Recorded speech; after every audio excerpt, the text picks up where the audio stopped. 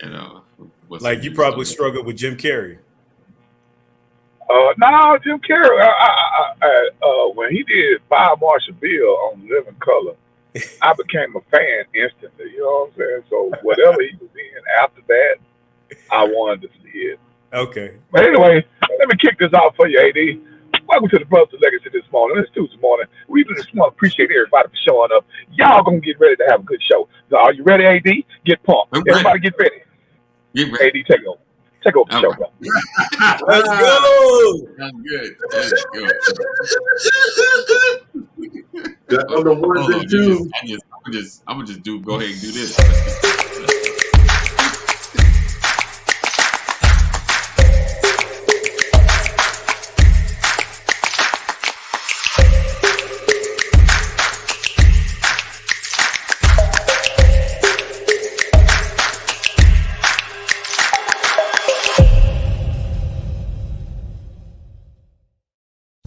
You're watching the Brothers of Legacy. We don't stand out.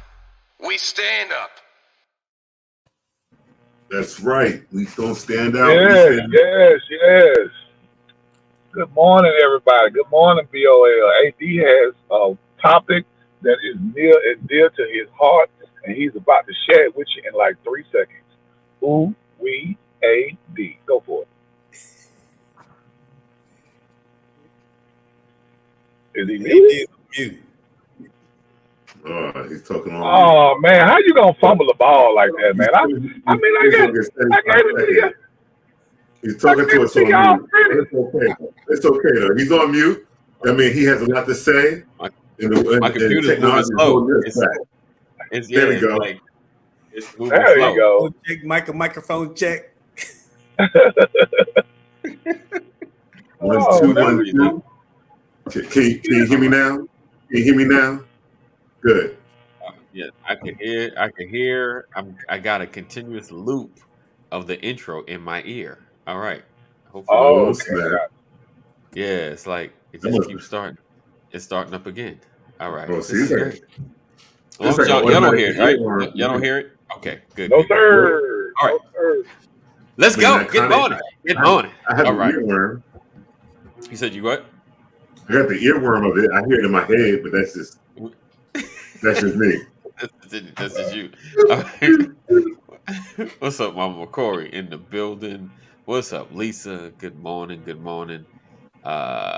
Terry said I'm first. Nah, kind of sort of. Well, Facebook land. Okay, you first, but my folks is in YouTube land. They come a little earlier.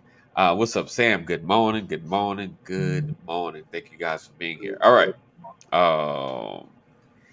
So everybody, weekend's been good. Everybody's good.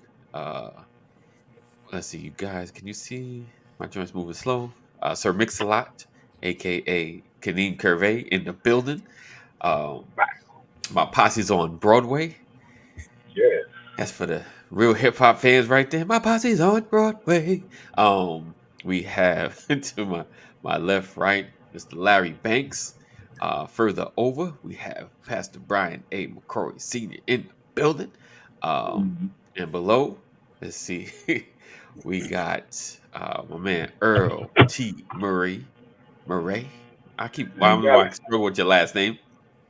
E.T. Got to take the whole line. ETM in the building. Good morning. You know, it is Financial Tuesday. You know how we do. Let's see. Thank you guys. This is okay. My computer's moving slow, so I just seen the message. All right. So let's see. Sam said, I thought I heard, yes, my posse's on Broadway. Yeah. Posse up. Bam. Bam, bam. Bam, bam. Oh, my bad, Sam. Sam Walker in the building. My boo, appreciate you for coming through. All right. Oh, yeah. You gotta be a little animated when you I got my bad. Got a lot going on. My computer's moving slow, and I'm trying. Samantha, I can hear what you wrote.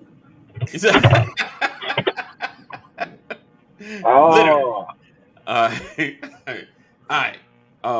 So I had a couple of news stories I wanted to bring up. Um, so Kaneem shared a story about in Georgia, the cannabis, medical cannabis being available at our local pharmacy. Cannabis being Yeah. available. If you don't know, Georgia is still a state that cannabis is illegal for recreational use. But I've heard for a while it's been for medical. I don't know. I guess it was challenging to get. So now I guess it's going to be available in our pharmacy. So let's start off with that before we get into our main topic: overcoming the challenges of supporting multiple generations. It's a long time. Well, remember there are about 400 pharmacies that are going to participate, but it won't be mainstream. It won't be like Walgreens and CVS. It'll be the Right. smaller pharmacies that are going to participate. They also said that the I think like Courtney, what they say, like the 5% THC content. Right. So it's Yeah, a that's low the, dose. that's the max. Yeah, Low dose. Low dose. Now It's a start. that does not mean you can go to your local pharmacy with your medical card and get you a blunt. Right, It does not mean that. right. Right. Right. Very, very stringent requirements to get it. And I think they said, obviously cancer patients, people suffering from PTSD. No, that's gonna be the go-to right there, though. I mean, Yeah, PTSD. you can have PTSD for anything. Right. Literally. That's like back pain. Yeah, anybody can kind of Yeah, you know, 'cause I'm 'cause there's no like, X-rays, no one can check that. I myself have PTSD right now. Right now. And if I wanted to, I could go and get medical card to go and have, but I choose not to right now. Okay. But I would be eligible if I wanted to. Okay. Okay. Can Okay. be like my back, my neck, and my My back. back. No, I was just like, hey, I was in the war zone last year. I was over there off Lowry and Simpson Road, and he just came out of nowhere. I mean, he told me to put it up. I put everything on the ground. I backed away. I am dramatically. You affected. That incident. I got you. Yeah. I mean, post-traumatic stress could be anything. Yeah. No, you're right. Unfortunately, yeah, it's post-traumatic is a real thing, but like anything, it's a lot of people claim it for other stuff. All right. So, what do you guys feel about the legalization of marijuana? Period. What's your I don't consider that legalization. I'm You ready. said what? No, I I'm don't talking consider about that legalization. no. I'm just talking about period. Because Oh. like Terry said, he said, so wait, weed isn't legal in Georgia. Yeah, I'm like, it's not. So we're going to be probably one of the last states to actually get it.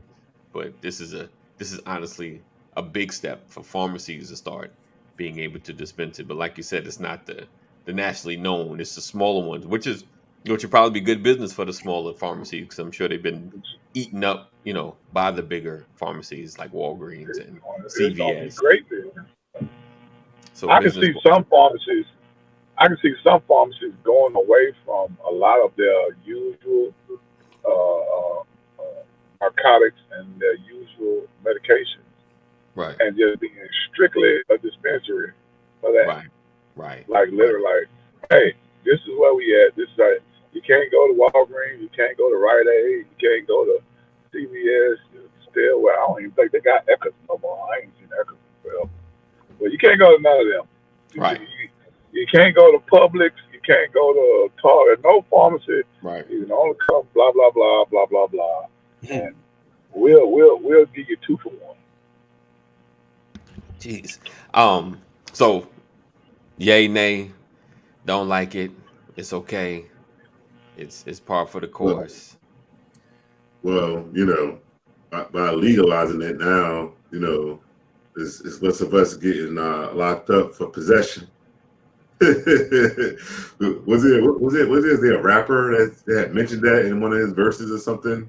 Someone had said something back in the day that eventually. Right. Yeah, Subliminal.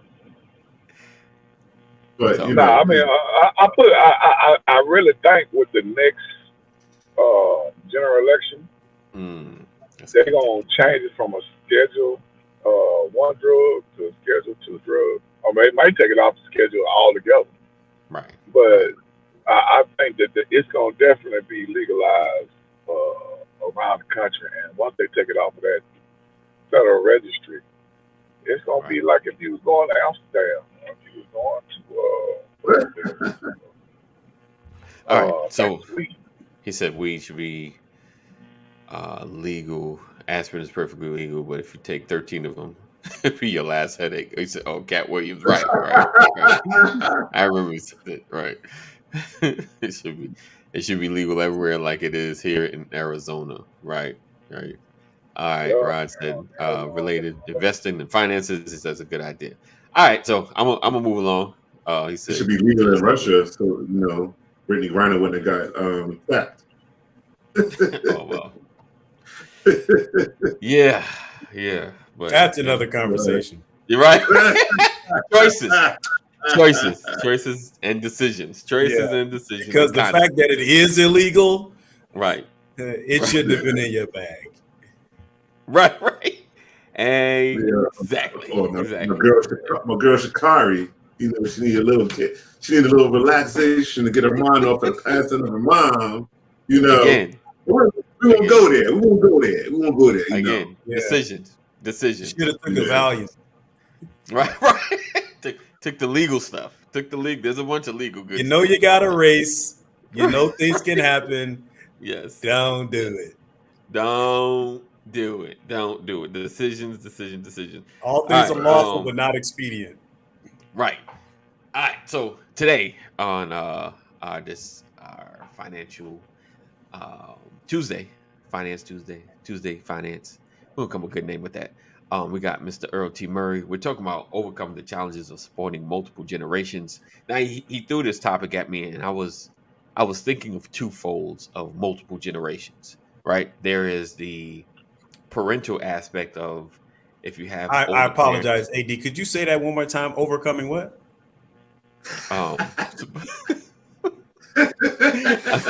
You pause like, is he about to clown me?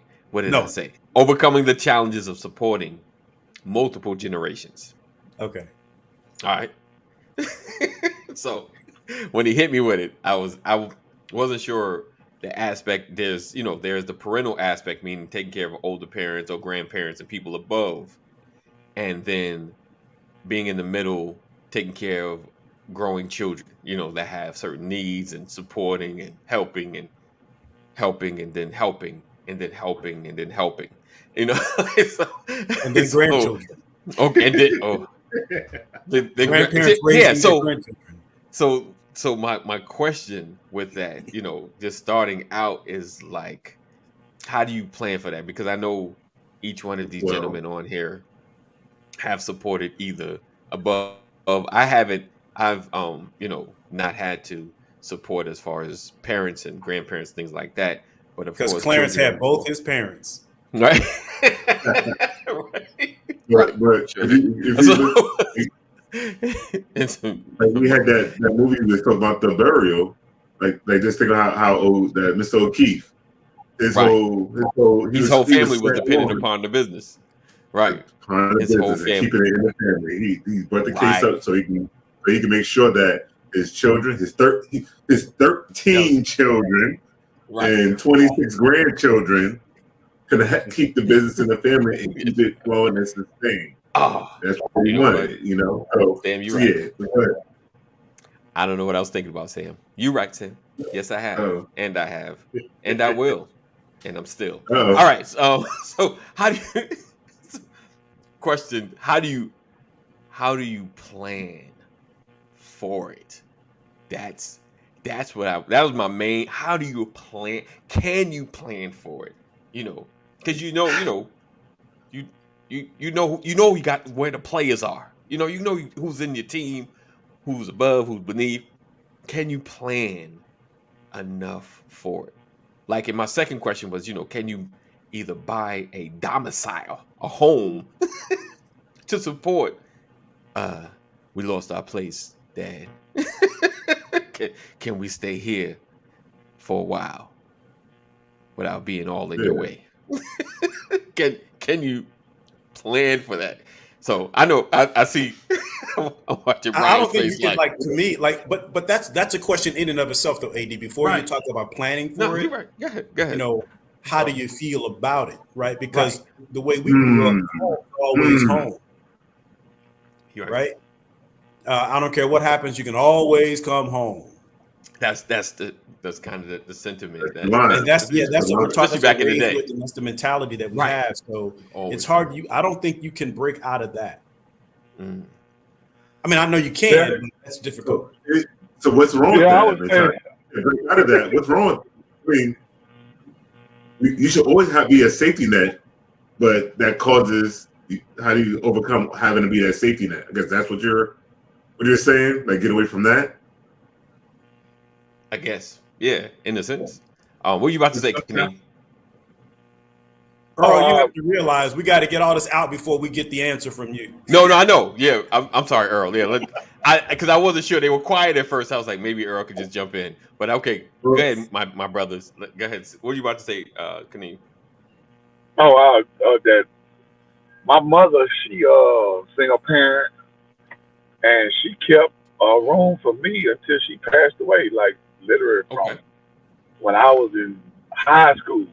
Right. I still had all my posters on the wall. I still had all like literally. Literally. I mean, I had Patra and I had NWA. I had all kind of posters on the wall. You know what I'm saying? But they were still there until the day she passed, and she passed in 2013. So I would say it was kind of been instilled in me that I could go home if I ever needed to. I never did, but I'm doing the same thing for my kids and my grandmother and grandfather did the same thing for my parents. They could go. Well, my daddy couldn't go home. He had burnt all his bridges. But my mama could go to either, but like she could go to her parents, or she can go to my dad's parents and stay as an adult with a child. Right. So like the way I look at it, how we plan is, and it's not deliberate, I guess, in a sense, is the way we try to, raise our children in a better environment, like give them a better experience than what we had. That's what we try to do. And like in my case, like we go and purchase a timeshare, right? And we're the ones paying for it, right? Right. We're going to benefit. My wife and I are going to benefit a little bit from it, but once we pass it on, and like my children get it, they probably going to fight over who's going to own it. But they'll have a place they can go whenever they want, and that could be passed on if they pass it on correctly, right? And then the same aspect, like purchasing a home. If I got into really real estate where I was like buying rental properties, that'll really set up the future generations as long as they use it right. But one of the things that I feel would be my biggest gift was like, all right, life insurance policy. So like things that get paid off so that they don't have to worry about like the house to be paid off, one time move on. Whatever I got you. But I think the supporting we're talking about now while you're here. The big thing. Go ahead, Brian. And I just wanted to let Larry know they won't be fighting over who gets it. They'll be fighting over who has to pay the fees. I was just about to say that too. They ain't got a problem going. It's who paying for this? Yeah. Anyway, okay, great. All right, Earl, it's your turn. We got it out. I think we got it all out. So I think everyone kind of summed it up. I think in some cases, because we're dealing with people, as you said, AD, we're looking at people on both sides. People in our age, somewhere between the ages of 40 and 60.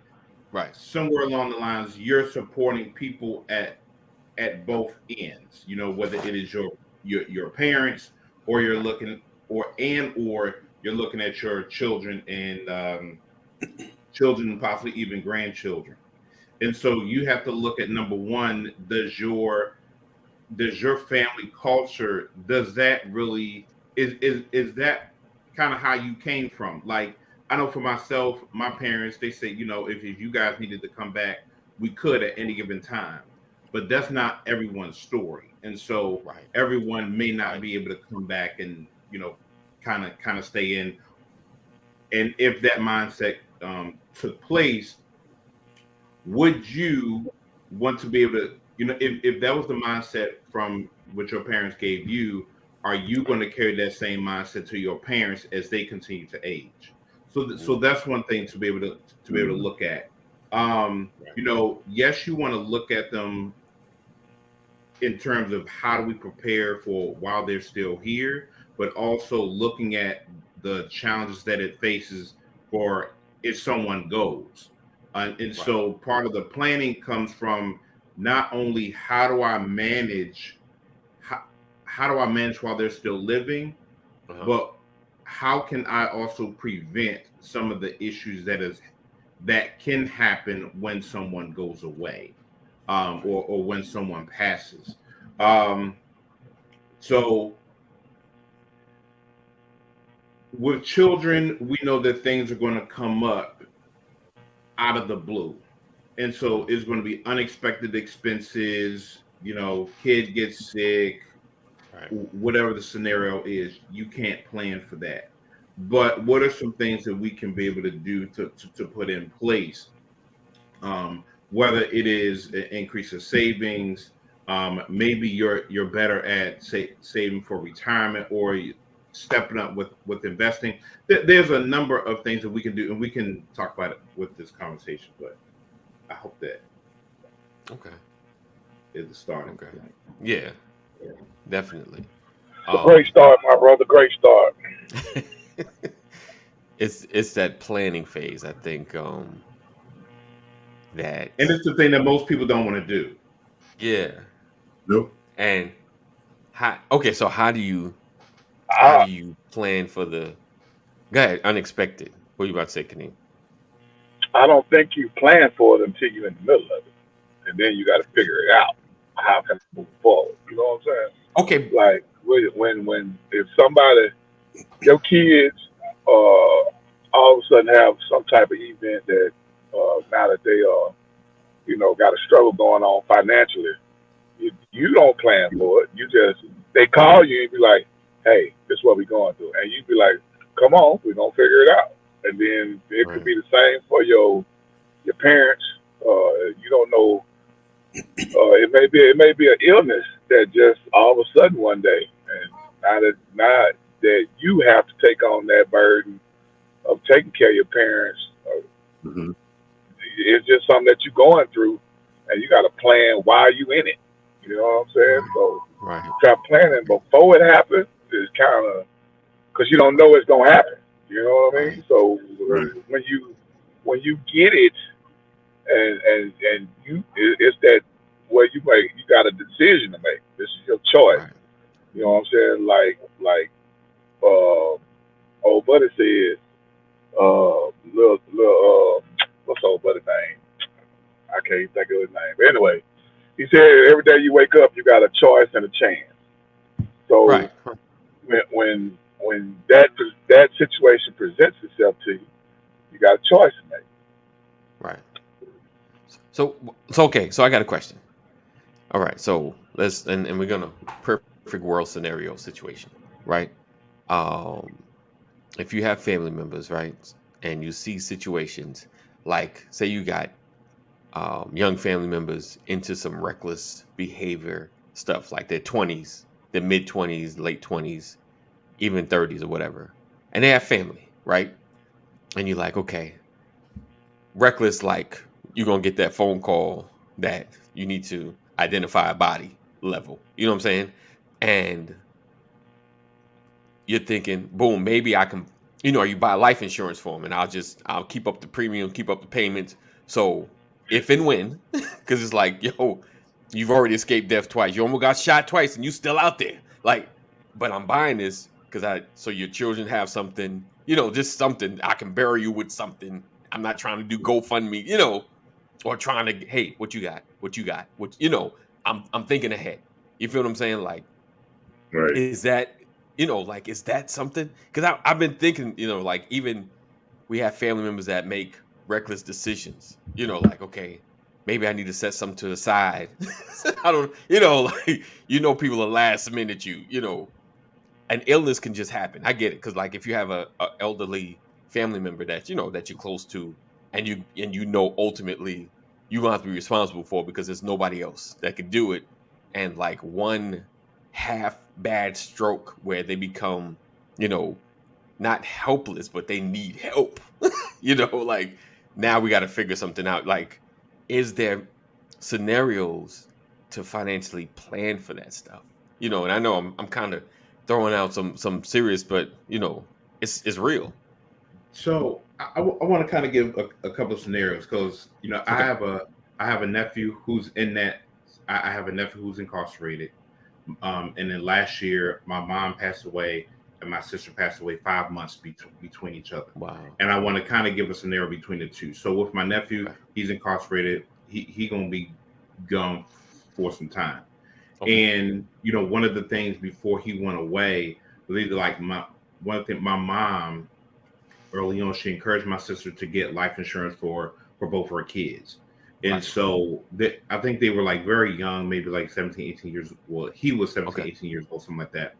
But because he was living that kind of lifestyle, it's like, hey, put something away, even if it's a $10,000 policy, you got enough to be able to cover it. Now, in 2013, a funeral expense was about that amount, or the funeral cost was a lot cheaper 10 years ago than what it is now.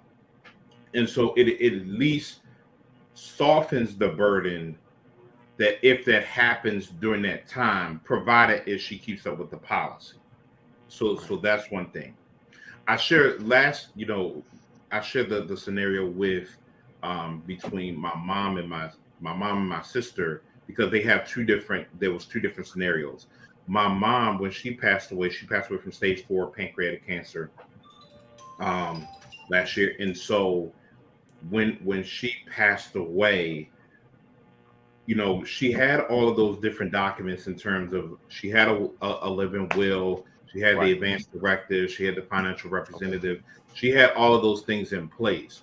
So, when as a family, when we're mourning one of her loss, we don't have to sit up here and we're not trying to find paperwork. All the stuff was in order. Literally, this is what you do step by step by step by step. Right. Mm-hmm. And so you just pick up the phone, start calling people, and you start making those arrangements happen. The plots was there, all of those stuff. Everything's already in place. And it made it a lot easier. Right. So in terms of planning as it relates to your parents, having them to get that stuff in order while they're still living. Right. Getting the assets together, good things that, my dad is still living, and we're working on some other things with him. So that in the event that you have siblings, when he passes away, how the assets from the family, how that works, how that's divvied out between my sister and I, right? It's already in place. Me and her, we're not sitting here trying to fight over a house that neither one of us live in. Right. We're not even gonna do that. Right. We ain't lived there in a long time. So right. We're gonna look at what's going to be the best interest for our families moving forward. Hopefully, in that you have those conversations with people up front, and then also what is the wishes of your parents, right? With those things. Do they want the house sold? Do you want to keep it? What are those things that they want to happen? Right. And so the reason why I bring up my sister who passed 5 months later from my mom, she was taking care of her mother. Okay. Wow. And so her mother, she, you know, while you think of, she anticipated on being able to take care of her mom for the rest of her life. Right. However, it didn't happen that way. Right. So Right. her, my sister and her mom, they had just recently moved from Baltimore to the San Diego area. So they was clear cross country. And now she passes away. She passes away, and now her mom has to now restart another life when someone has been taking care of her. Right. And so that scenario was completely different. And my sister, you know, it was just herself. It wasn't that it's about like not including everyone, because you have that burden on yourself. Yeah. You're the breadwinner. You take care of her. You have to drive your parents around every place. Right. So everything is now on you, and that stuff is not disclosed. So a part of planning, how can you know where's a safe place? It's a safety deposit box or a box in your home that you can say, hey, something happened. All the stuff is here. Something happens. This is where I can go to. And so my sister's mom, she found herself scrambling, trying to find stuff over and over and over, so that she can get there. And it costs time. Yeah. And my dad, me and my dad flew up there, try to help her. Right. But you know how that goes. Yeah. You know, you're now having to interact with a person that you haven't dealt with in 50 something years. Right. And so it's really about, while because you never know, your kids may outlive you, or you may outlive your kids. Right. So wow. So let me ask this. So we have the situations like that, right? And while you were talking, I was like, well, maybe we need to, you know, and we talked about village a lot, you know, like maybe we need to get more of our village involved, you know, like with certain situations of planning, you know, because, you know, we're limited sometimes, you know, unless we're billionaires or millionaires, you know, like, and even then, because you got people that just pick apart your whole, all your assets if you don't plan it right. Oh, but if you get, like if I got Larry and Brian and Kaneem part of the planning process, like, yo, if something happens, you know, these are the wishes, or this is where the stuff's at, or this is what's going on, you know, in certain situations where we're prepared, you know, like kind of like an emergency plan. Like this is, you know, if I go, because, you know, if I'm the what they call like the monarchy, you know, like not monarchy, I can't, patriarch, you know, kind of like I'm the one kind of holding everything together. If I go, I need you to disperse the pieces properly, you know, like so everybody can land softly, because the hardest thing is, you know, the person that's kind of like responsible for the taking care of and knowing stuff. It goes bad. When Big Mama died, like, oh man, her house was the spot, right? She was the one, and now she's gone. What we gonna do? Uncle was well, who's in the attic? Uncle Ray or something? Like, what we gonna do with Uncle Ray? You know, like, but if there's like a village to come, like, okay, we deal with Big Mama every day. You guys just come on Sunday. This is what Big Mama want. You know, like to kind of disperse. Or, hey, Big Mama said the safe and all the information instructions is upstairs. This is the code. Because, you know, can we keep 100? There's certain family members that can't get privy to a lot of information because they gonna want theirs right now. Like, oh, I know where the safe's at. You understand what I'm saying? Like, what do you guys think of that? Would that be something that you would be open, like, to have that kind of conversation? Like, hey, if something happens, these are my wishes. I think the biggest thing is getting it done, right? And getting it done right. You need to have some type of legal support to get it done. And it's not expensive to do, right? You know, depending on Big Mama and all that. Listen, Big Mama has secrets. So, in a lot of cases, you can't. That's why we have so much disarray, Right. because we don't formalize anything in our communities. We Right. weren't trained that way. Right. And I think that we have to bring some formality to a lot of that stuff and get some real legal representation to make sure that our I's are dotted and our T's are crossed. And what that does is that reduces the amount of challenge that you have, emotional trauma that you have within the family after somebody passes. Right. And also know this: just because they're the oldest, don't mean they're the qualified one. Right. 100%. You have to be real. You have to be honest with yourself. You have to be honest with your family in situations like that, and set that early. And I know people change, lives change, but we have to expect the unexpected, prepare for the unexpected. Right. Is what I like to say. I woke up one day and found out my son had a condition that was going to change all of our lives. I just woke up one day and got the report that my son's life was never, ever, ever going to be physically normal.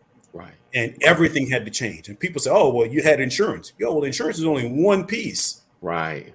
They don't pay for everything. It costs an arm and a leg. And what about the time?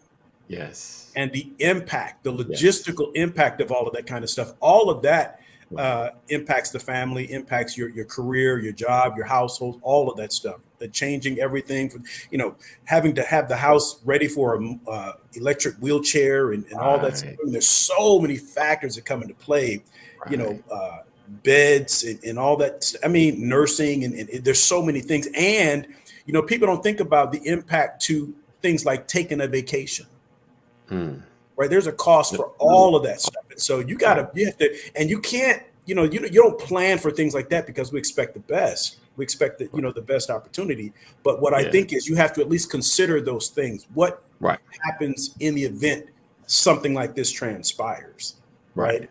And I think communication, to Earl's point, communication is the most critical factor. If you already have disarray in your family and problems with communication, this just amplifies the issues that you have. Yes. With somebody you're right.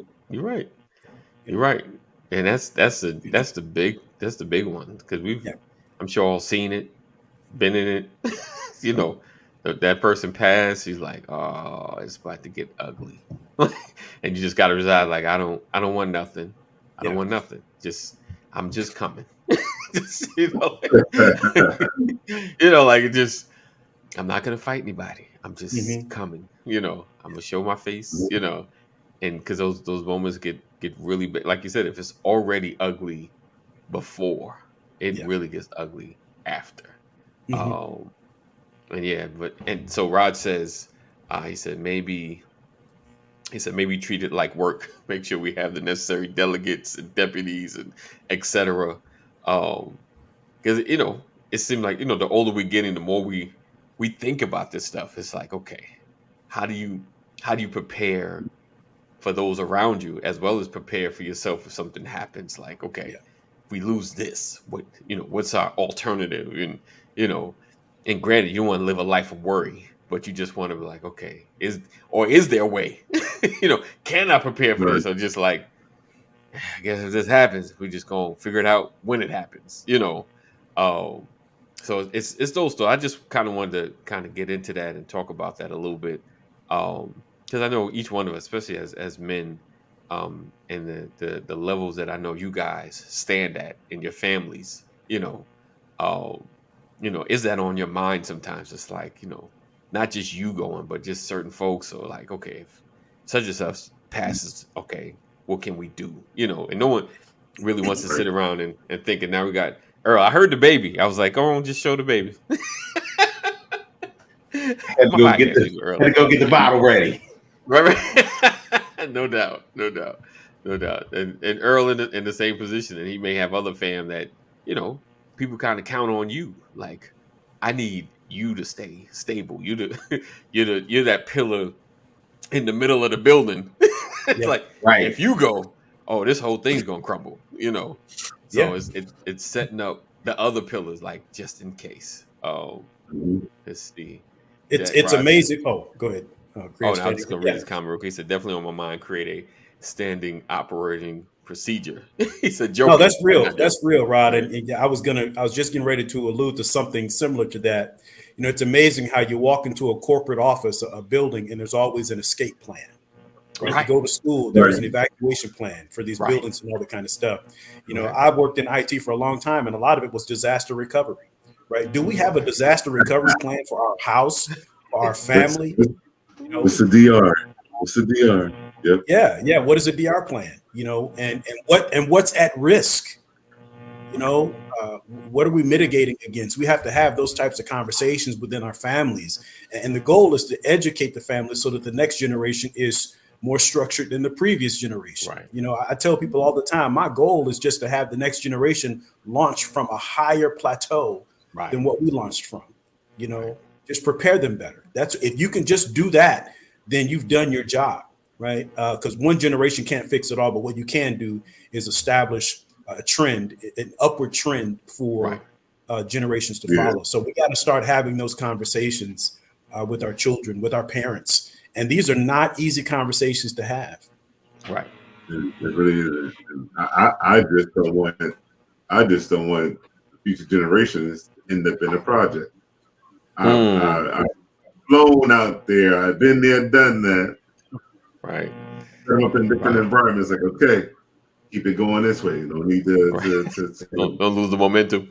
don't lose it all. Right. I know right instead of that upward trajectory, you know, just don't backslide that. Don't backslide that far. You know what I mean? Right.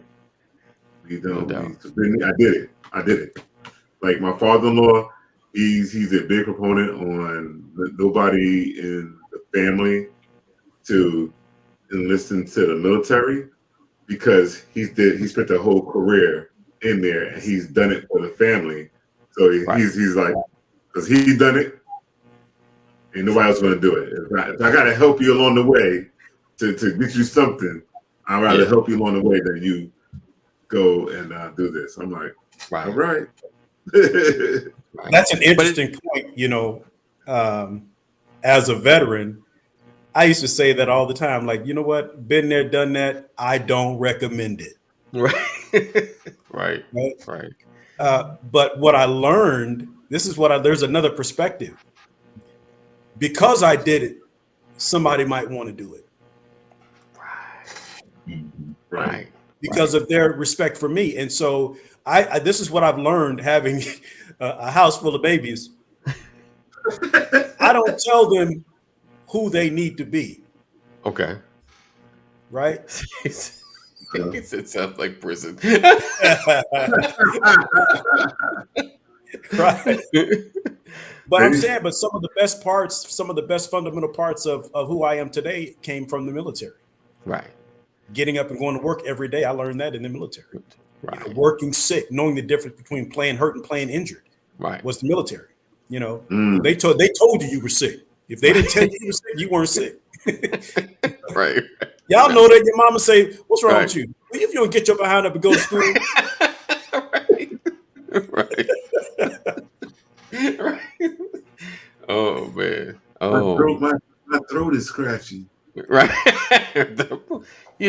For your head. You ain't got no fever. You better go to school. Yeah. Drink some milk. Get a coated. If you ain't warm, you going to school. So I think that's the goal is just to better prepare the next generation. But I was telling you, Larry, the challenge with that is let's not tell them who they're supposed to be. Right. Let's just encourage them to be the best version of themselves. Because I don't tell you what to do or what not to do. I'll tell you what I did. Right. And here's what happened. So I got a question. About preparing and preparation. And Kaneem, I want you to start off with this one. How do you prepare from a place of comfort? Our families are comfortable. They get pretty much what they want. They have access to anything. How do you prepare from a place of comfort? They got unlimited cash flow. Well, the appearance of unlimited cash flow. Unlimited cash flow. Yeah. They open the refrigerator. There's always good, delicious food. How? I take it you're speaking about those that are up underneath, I think. Right. So how do you prepare for that? Now this is just my own self. I love it. I'm ready. So So I chose you first. everybody's different. No doubt. I'm gonna think about me first. So Okay. everybody else got to fall in line. Don't get me wrong now. I love my wife. Yes, sir. And I do put my wife above everybody other than myself. Okay. Okay. So when it comes to that point, is me first, then my wife, and if there's something left over, it'll sprinkle down to the offspring. Okay. But I will say this: in our household, we try to teach them to be self-sufficient, to be independent, and to acknowledge mistakes and accept those and take ownership. So if you do something stupid, if you make a choice that turns out to be negative, learn from it and don't do it again. Okay. Or if you're going to try to attempt to do it again, do it a different way, but don't do it the same way. So as far as, go ahead, bro. No, I'm sorry. I thought you was done. But if you want to, go ahead. Oh, no, I mean, what I was going to say was like, all right. So that place of comfort, right, and making them being independent. When do you take them off of your cell phone plan? When do you take them off your car insurance? Right. Okay. Now they're comfortable, right? They're comfortable. So just to answer that question, just to answer those questions right there. Yeah. When you take them off your cell phone, when you take them off your insurance, when you tell them they need to buy their own groceries, when you tell them that they need to be independent, that point comes when you decide to kick them up out the nest. When I kick you up out the nest, I want to make sure that you independent. All the benefits, all my benefits is gone. Hey, no cell phone, no insurance, but I'm making sure that you are stable enough to be independent, though. It's not like I'm kicking you out of there with nothing. Right. It's getting real, Ron. So, I'm just saying. Coming up my eye because he just punched me in the eye. My 24-year-old is still on my cell phone plan. She's been out the house for 3 years. Well, she really been out the house when she went to college, but she's still on the cell phone plan. Okay. Are you hurt with it? Okay. Oh, that's. Well, the pain comes in whether or not they can appreciate it. That's true. Right? Ooh. And understand. No.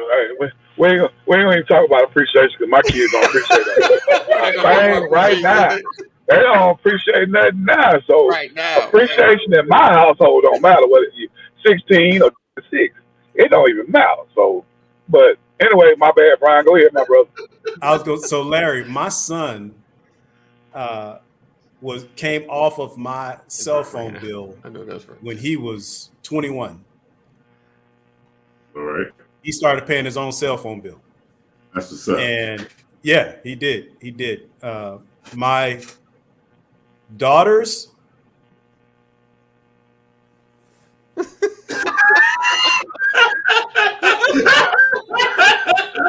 right.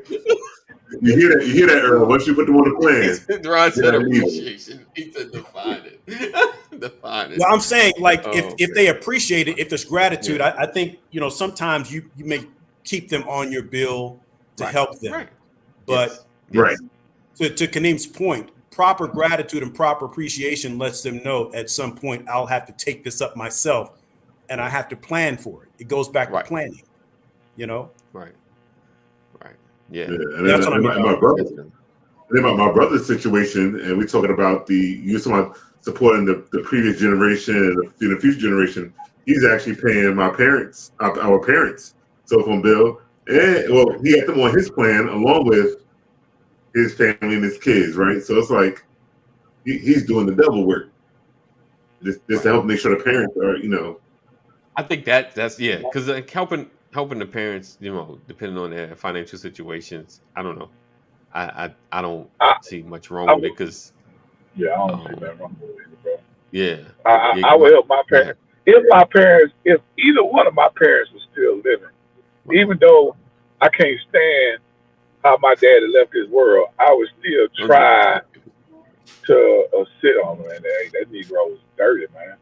But I would right, still try to assist yeah, some type of way yeah, with both of them. You know what I'm saying? Whether it be talking to medical professionals on his behalf or taking him to, see appointments or whatnot, I would still try to assist. Even though we'd right, probably be arguing the whole time, I would still make sure yeah, that, right, he had opportunity to seek medical attention.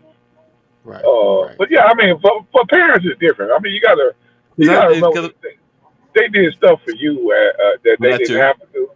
Right. You know what I'm That too. saying? Like, even though my daddy didn't, but he still was the old man. You know what I'm saying? Right. So Right. just the sentiment of what he should have Yes. did, I would be like, okay, let me go ahead and do this for you, because Right. I feel bad if I just sit there and let you waste away and die and didn't put forth an effort Right. to attempt to do something to help you. Oh, no doubt.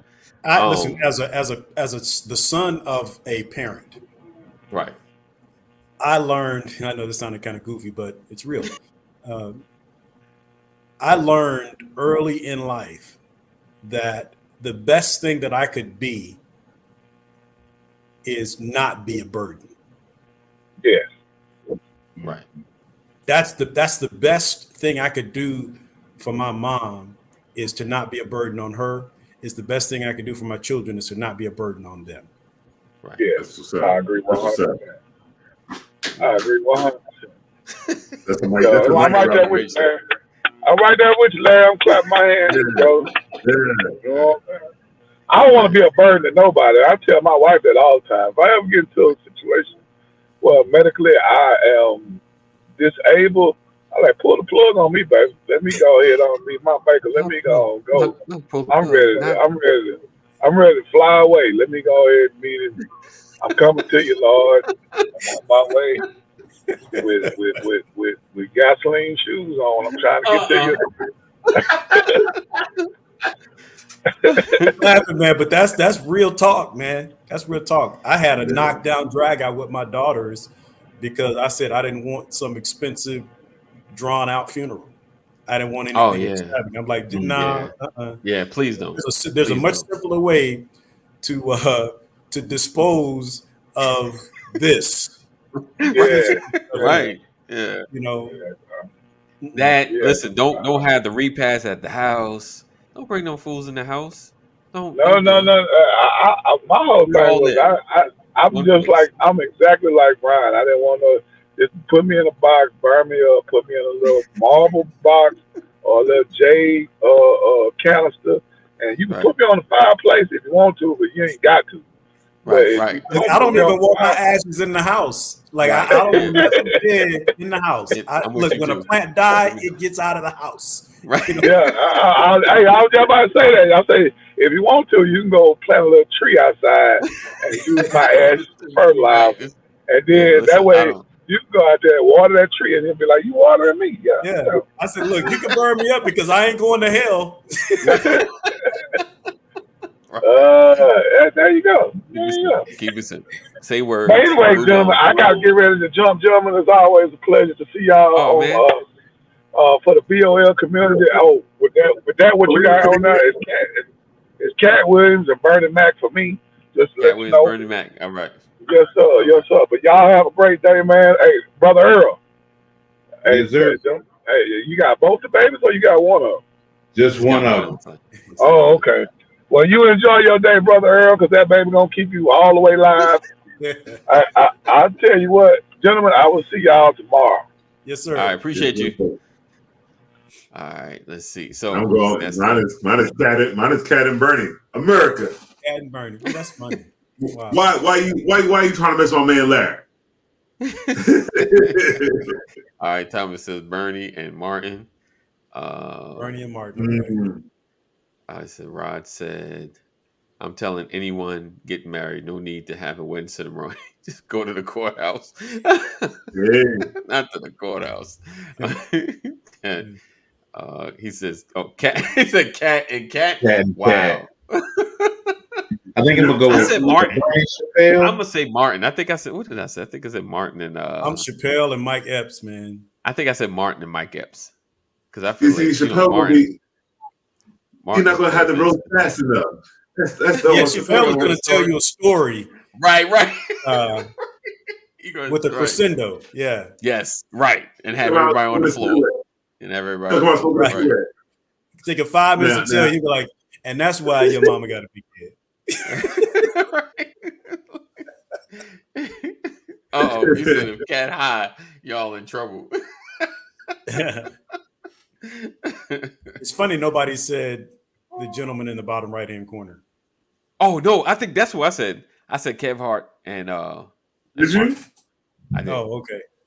I did because I think Kev could roast somebody. See, I think Bernie Mac is best 100%. at talking about his own family. No, you said Martin. You said Martin and Mike. Ad. You said Martin and Mike. Yeah, say Martin and Mike. Okay, because I think I was going between Kev and Mike. I think I was going between both of those. Yeah, Mike Epps is hilarious, man. Yes, he is. He was my sleeper, but I had to go with Bernie and Cat Williams just the way he his delivery. He's one you gonna get people laughing right from his delivery. Like, yeah, I got it. Right. The white around your mouth. He's Thomas says, I would take Kev, but there's some hitters on the list. Indeed. Yeah. Indeed. All right, guys. Appreciate you guys for being here. Another edition of the Brothers of Legacy. He said cat way too quick. Right. You know what? Martin was on Def Comedy Jam and he was roasting people on Def Comedy Jam. I forgot about that. I mean, he has a lot of most comedians, they usually when you reach a certain level, you have to have roastability. Like as many times you get heckled and gotta deal with other comics and the nonsense of the business, you gotta be quick. All right. So we appreciate you guys for being here, rocking with us. Another edition of Brothers of Legacy. Jeff said, I'm thinking I'm in jail, Facebook jail again. He said, you can't keep a good man in jail. We look forward to seeing you guys tomorrow, same time, same channel. Make sure you share. Sharing is caring. I think that's it. Listen, know that we love you. Jesus loves you better. 988. If you or someone you love is having a mental health crisis, make sure you dial 988. If all hearts and minds are clear, thank you guys for hanging out with us. Listen, I need you to share though. Like all you on Facebook, other than Jeff that's in Facebook jail, I need you to share. Just hit the share button. Just go and hit the share button. If you're on go to the Facebook page, hit like, hit invite everybody. Everybody. And if you're YouTube, make sure you hit the subscribe, hit the thumbs up. It helps, because we'll get more people in to watch us. And I think that's it. All right, I'm going to stop asking. See you guys tomorrow. Stay safe. Make good choices. Peace out.